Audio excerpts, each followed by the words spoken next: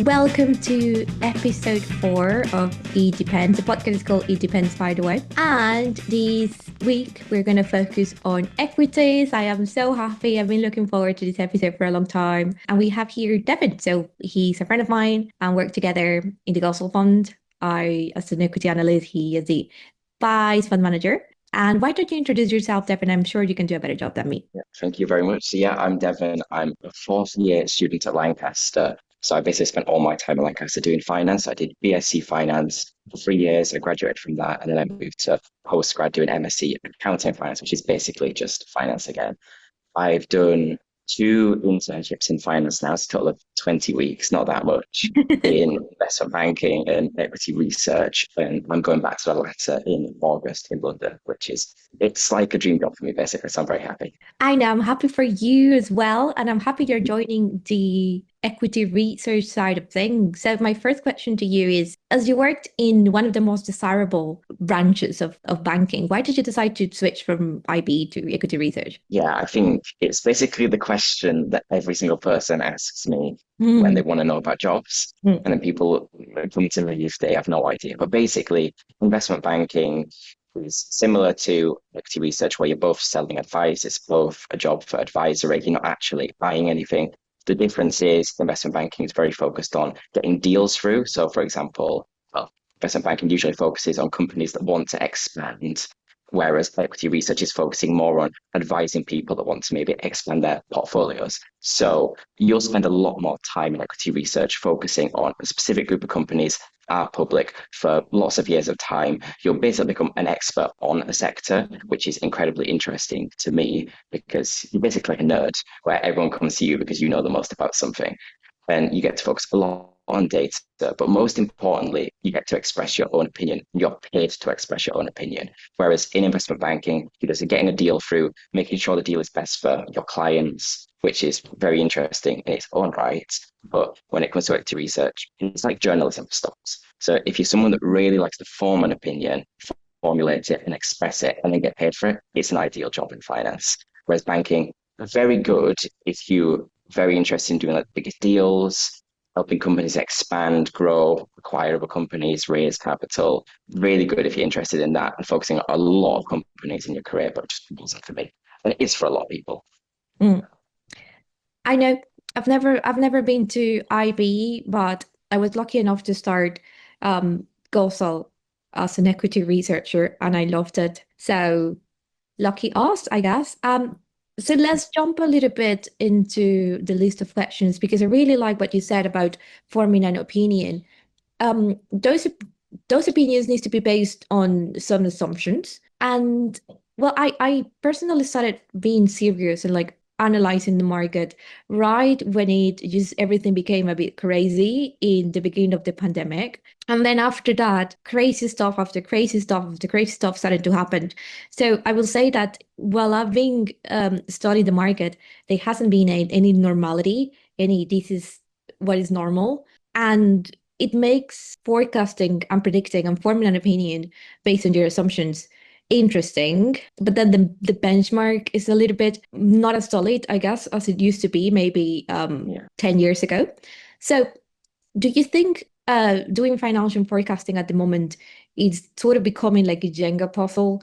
So you have some pieces, but then if you remove one of the pieces, it collapses the whole your whole system. Or do you think is still like a solid, I don't know, cube? Mhm. Because also you can also do like, I don't know, a sensitivity analysis, but can you do a sensitivity analysis with different changes in net working capital numbers? If you can, it sounds like a nightmare. So I see exactly what you're saying. And but to kind of start this question of the model's useful, basically, is for financial forecasting actually useful? I once had a class when I was working equity researcher from basically a teacher they got in to help juniors understand financial modeling. He worked in equity research at UBS. He was like really highly ranked when he worked in industry. One of the things he said, and this was when things were relatively normal, was all models are wrong, but some are useful. And Yeah. that's basically how I've always seen it. So every single model, let's say you're building a DCF from scratch, that model, it's not going to be right. No one's model is going to be right. No, because no one can tell the future, basically. But it's useful because it essentially portrays a specific scenario of what you think is going to happen. And that can be really useful for many reasons. So if you're quite optimistic about a stock and you think maybe, like you think that investors at the moment are looking at a stock expand its margins in the next 5 years, and you think that all other investors think, and what's priced into the stock is that margins might increase by 2% in the next 5 years, and you think that it's going to increase by 4% in the next 5 years. If you're correct in that scenario, or the scenario you've built, and that's what you believe, if it comes true, you can quite easily make a decent bit of money because you've understood what's in the stock price at the moment, and that's what a model can help you to do. But then you understand that while some people think X is going to happen, you think Y is going to happen. And if Y happens, then you'll make more money if you basically believe in the fundamentals that you have assumed. So it's never going to tell the future, and you're not going to make money just from building a really complex model, but it's just basically going to show you a scenario. And if that scenario is correct, it will allow you to, well, how do I word it? If the scenario is correct and you buy a stock and everyone doesn't believe in your scenario, you'll probably make a good bit of money. So basically, the more correct you are, the more money you can get. Yeah, I mean, if you can be correct, but if you could be correct 55% of the time, if you're picking stocks, you're going to make a heck of a lot of money. Like, it's not about being correct 100% of the time, but if you can be correct just more than you're incorrect, you're going to make a lot of money. And I think when a model becomes really useful for scenario analysis, do you know Grand Theft Auto 6, the game coming out soon? No, what is it? Okay, it's like a really, really, really famous game. And Mm. it's owned by a video game creator called Take-Two Interactive. And what everyone's going to focus in their models is how many copies of this game are they going to sell. None of these models are going to be spot on. No one's going to predict to the nearest 100,000 how many games they're going to sell.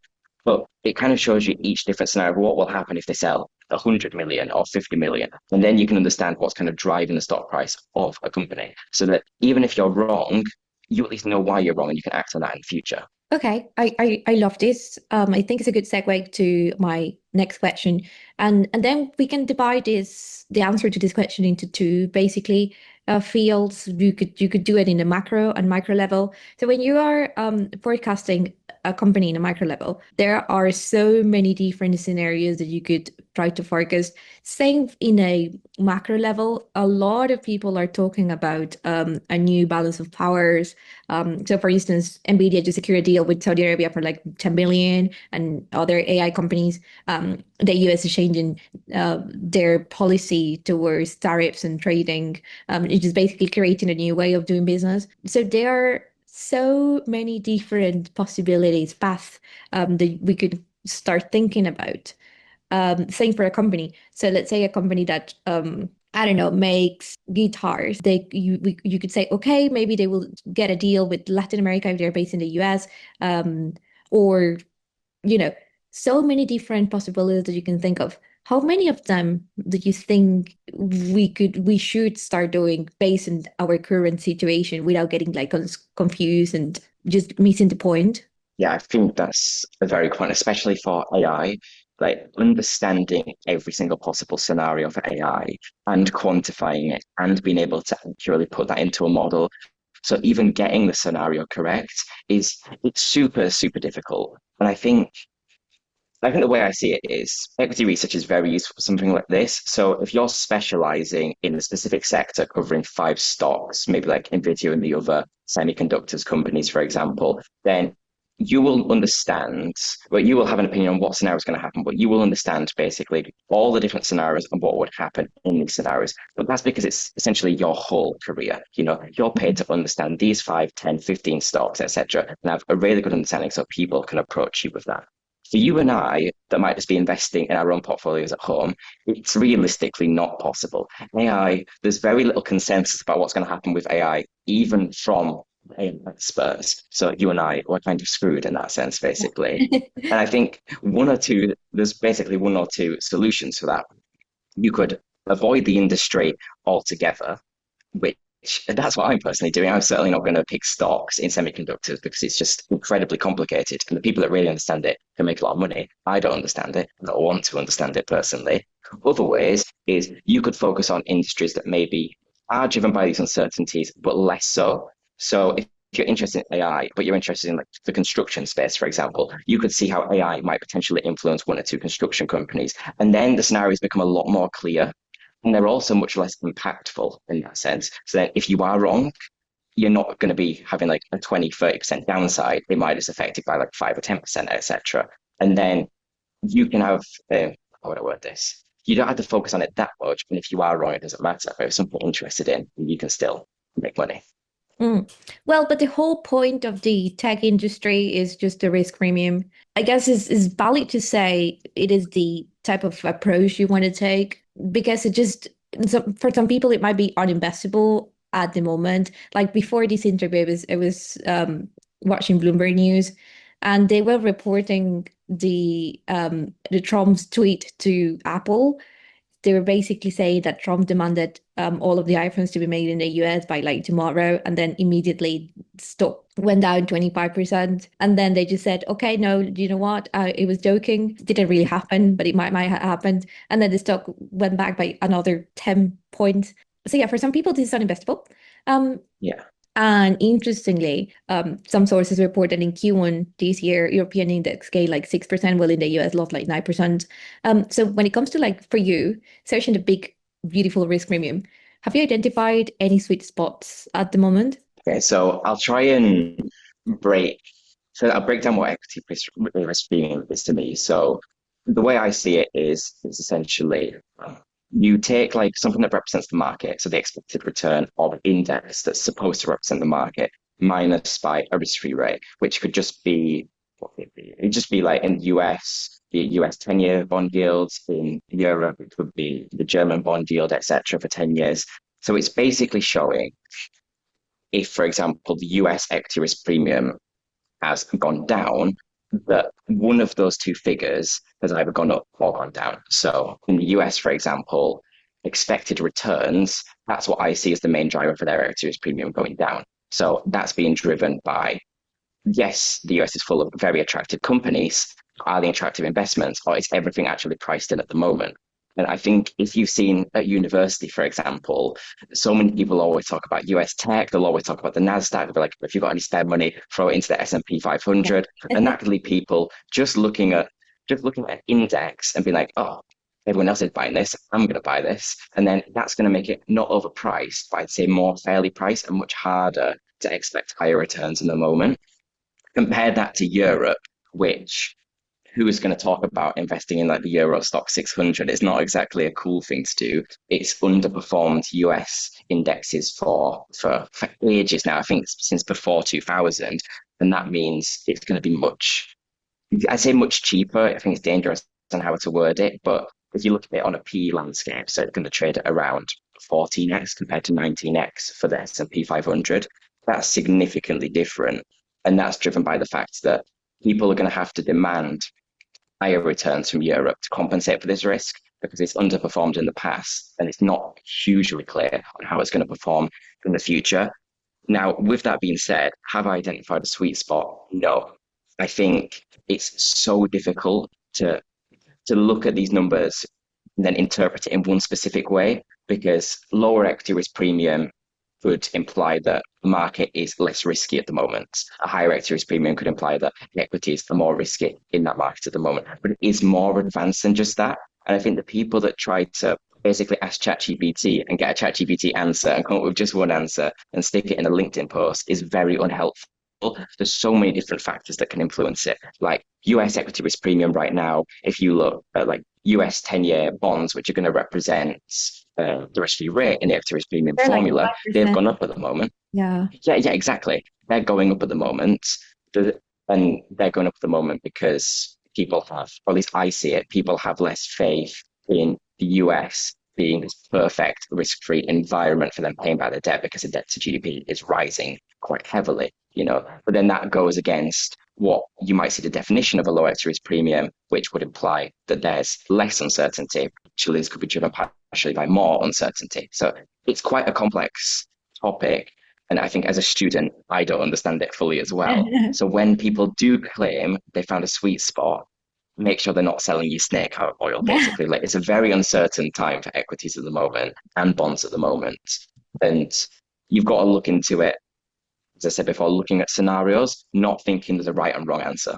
And then you'll probably be safer. So basically, you're saying that there are too many moving pieces And so the best that you could do is hold or just go to war with as much information as you can so you can know whether, because what I've been trying to figure out at the moment is where is the source of volatility, at least in the US.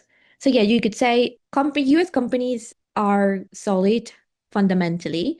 So they've been performing for a very long time. They're resilient. Some people say it, don't mess up with the US market kind of thing. We can find anything. And then at the same time, there is a massive fiscal deficit in the US. So you have like two conflicting things happening, which could like I will say the probability of one or the other being true is like 50-50. So I guess you could either invest with the assumption that the US is gonna go into a recession, or is not going to go into a recession, but there's going to be a fiscal deficit in the long term, or going back to the initial question of how many different scenarios you can forecast without going confused, without being confused and going insane. Or what I guess my question is, what are you doing at the moment to find a source of volatility in the market? I think when you start analyzing things too deeply based on short-term things going on and Mm, medium-term things going on, you can get very overwhelmed and you can fall into a lot of what people call like behavioral heuristics or behavioral biases and yeah. just overreacting, being overconfident, extrapolating things that have happened in the past 3 months. And there's one very, very easy way to avoid all of this.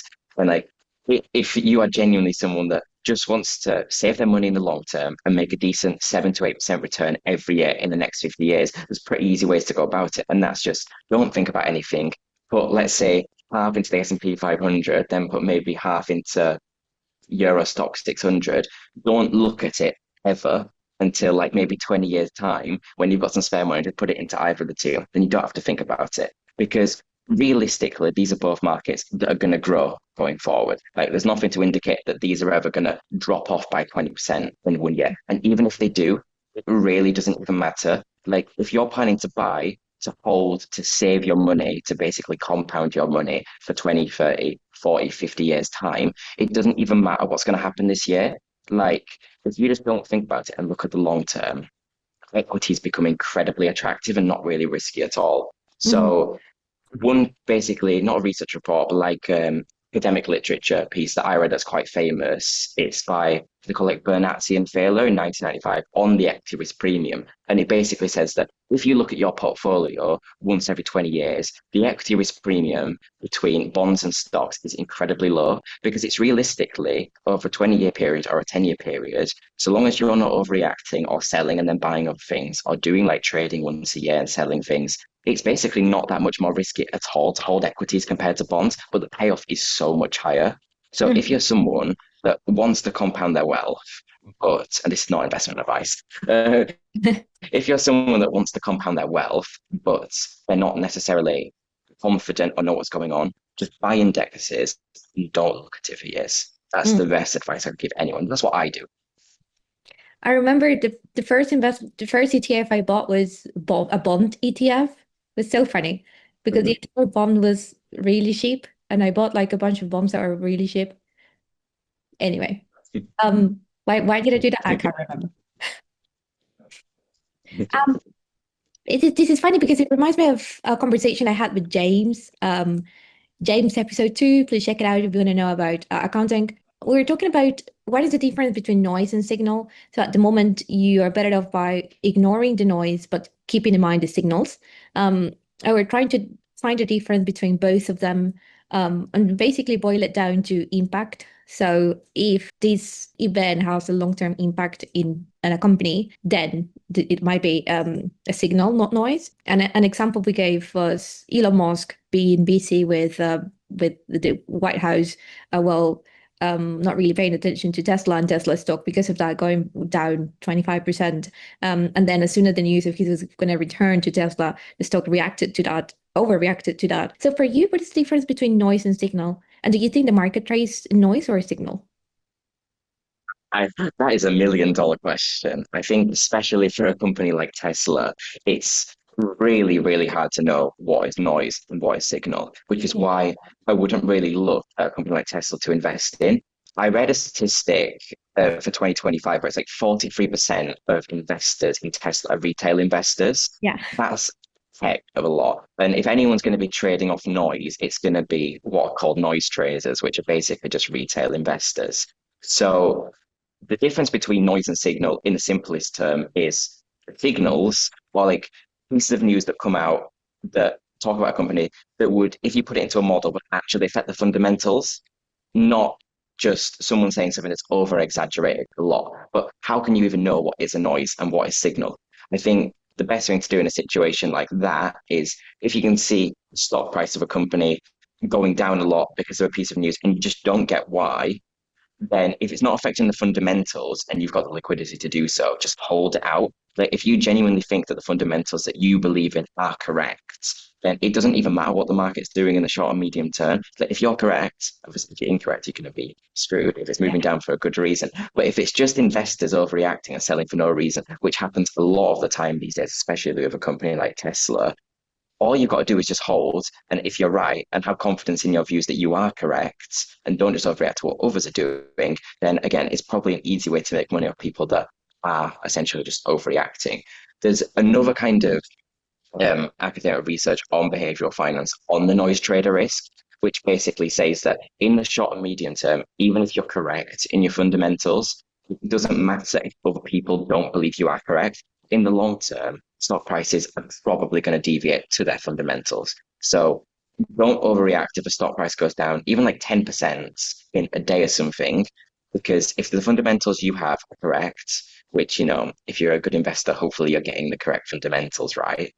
If you are correct, it doesn't matter what's going on in the short term. And it's the same with just investing and not looking at the market for even a few years and then coming back to that, and it'll stop you overreacting. And then you don't even need to look at the noise and signals. Okay, so do you think the market is uninvestable? But based on your answers, I will say maybe that's not applicable because you can only think about as at least as a retail investor, invest in the long term. But still, do you think the market at the moment, because of the sources, multiple sources of volatility, is uninvestable? Um, so I think if you're trading and stuff in the short term as like a day trader, then I'm of the opinion that anyone that's doing day trading, the market is always going to be investable because the people that are good at day trading and taking the short-term views are the people working in hedge funds that have way better setups and know exactly what's going on, have the best mentors in the world, whereas day traders probably looking at patterns and trying to understand them, which isn't really how the market works. But if you are someone that's just trading off of fundamentals and you're trying to pick stocks, for example, I think it's as investable as it's ever been. I think that anyone picking stocks is going to have a very hard time because the majority of stock prices in a good index go down, which is why about 90% of active managers that invest purely in public equities don't outperform indexes. But I think it's just the same as always in that sense. Like the market will always, in some way or another, be investable, whether that's investing in the US, investing in Europe, investing in Asian or like emerging market indexes, etc. Like I would never say try and time the market to wait for the perfect time to invest in those. I think it's as investable as ever. So long as you've got a long enough time horizon, it's always going to be investable. Mhm. Okay. But then it is also important to calculate your risks, or at least know what kind of risks you will be willing to take so you know where to go, basically. So with that, risk can be calculated, but you cannot calculate uncertainty. So how do you manage then to invest when there is the calculated risk is out of the equation? Then you have a bunch of things that might or might not, happen. I think again, it's similar to what we said in previous questions, like unknown unknowns, hard to even form a scenario of. But if you're quite familiar with a company and you've got the model in front of you and you know the main drivers of what changes the fundamental price. So, for example, revenue growth, a very simple one, margins for a company, what else, like a perpetuity growth rate, etc. All things that are very well understood in a model that are quite simple and quite are fully based in fundamentals. If you know how they move, even if you can't forecast for these unknown unknowns, you could at least know what happens if sales are going to drop 10% next year out of nowhere. And then you'll at least understand what's going on with the company at the moment. And maybe, for example, if you if an unknown became a known and it kind of hit the news, you could be one of the first people to understand the true impact it could have, which could stop you over or underreacting. But again, like if, for example, a company comes out and says, oh, like an alcohol company comes out and says, oh, we've sold millions of dollars worth of alcohol that kills you, that's an unknown that you really can't do anything about. So at that point, you've just got to diversify it away. And Mhm. that comes from owning as many things as possible, just owning an index, and then you don't really have to worry about things like that.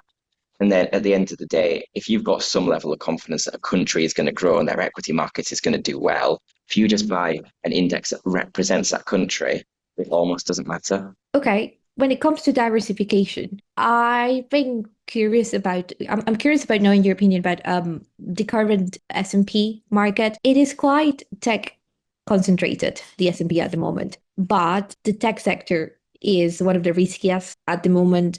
Do you think that is going to change the S&P as a benchmark? And what do you think the market would look like if we suddenly start trading on a more volatile environment? So I think the question, if beta is useful, is, in my opinion, it's always hard to know how useful something is, but I think beta will always remain useful, even for beta based off of the S&P 500 for US companies, because it still helps you understand how a company in the past has moved with this index. And I actually think that's quite useful, considering the fact that a lot of the time, a lot of these stocks are moving less so because the Yeah. fundamentals are necessarily in line with the market, but more so people are just buying indexes. And so that helps you understand maybe if a company has fundamentals that don't look that good, but in the past its stock price has moved in line with the S&P 500, does that mean if capital starts flowing out of the US into Europe or into any other form of investment in US public equities, are people going to start looking at fundamentals more again? And then if that's the case, has this company just been moving with the S&P 500 because investors have been buying an index and essentially being lazy and the fundamentals are wrong? Opportunity there for a short, for example. Not that I would ever short a company with this level of experience, but I think it is still useful to understand.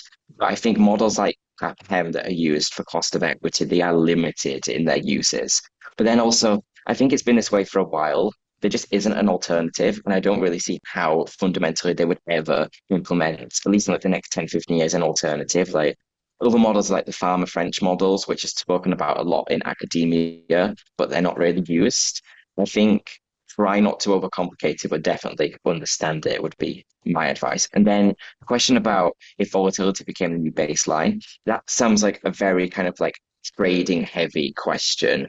It's something that I definitely don't understand well enough to be able to answer. And Mm. I think the kind of people that will be able to answer that question really well is the people working in trading at the moment, working in sales at the moment, that maybe look less so on fundamentals, but more so understanding why certain stocks are moving a certain way in the short term, or maybe like a day basis. Whereas in equity research, we focus much more on maybe like the next year, for example.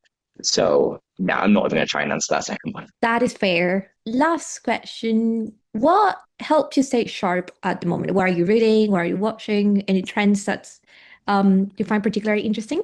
Mhm. I think at the moment to stay sharp, like everyone says in an interview, for example, or I read the Financial Times and stuff, it is useful. I actually think it's very useful for understanding what's going on a macro level. Mhm. Like even on a very base level, understanding that interest rates were lowered and understand the reason why, it can take you like 2 minutes to read an article on that, and that can tell you a heck of a lot of what's going on in the country at the moment. And if you want to focus on country specifics, the FT is really useful.